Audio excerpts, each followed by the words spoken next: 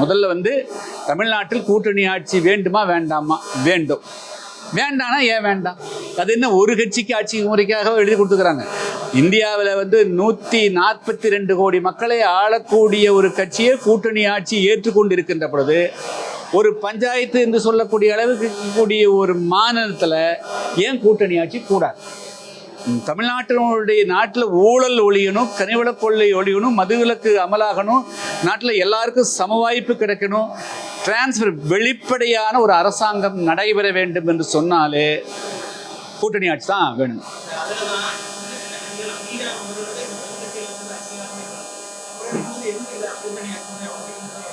சின்ன சின்ன கட்சிகள் எல்லாம் பெரிய கட்சியே எல்லாம் போயிடும்.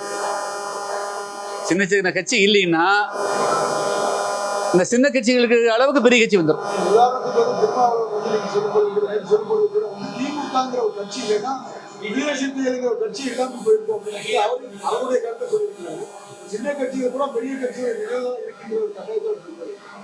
அது நிழல்லையே பழக்கப்பட்டவங்களுக்கு அது மாதிரி இருக்கும். நிழலை தவிர நிழல்லே வளர்ந்தது எப்படி இருக்க முடியும்?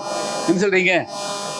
வெயிலுக்கு வர்றது கஷ்டமாக தான் இருக்கும். அதனால் நிழலிலே பழகி போனவர்கள், சார்ந்தே பழக்கப்பட்டவர்கள், அடிபடிந்தே வளர்க்கப்பட்டவர்களுக்கு அது அவர்களுக்கு அடிமையாக இருந்தவங்களுக்கு வேறு என்ன வர முடியும்? அடிமை ரத்தம் தானே ஓடும். செய்திகளை உடனுக்குடன் தெரிந்து கொள்ள கீழ்கண்ட கேபிள் மற்றும் டிடிஹெச் நெட்வொர்க்குகளில் எம்நாடு செய்தி தொலைக்காட்சியை காணுங்கள். பாதகம் செய்பவரை கண்டால் நாம் பயம் கொள்ளலாகாது பாப்பா. மோதி மிதித்துவிடு பாப்பா, அவர் முகத்தில் உமிழ்ந்துவிடு பாப்பா. அண்மை செய்திகளை உடனுக்குடன் தெரிந்து கொள்ள இணைந்திருங்கள் எம்நாடு தொலைக்காட்சியுடன்.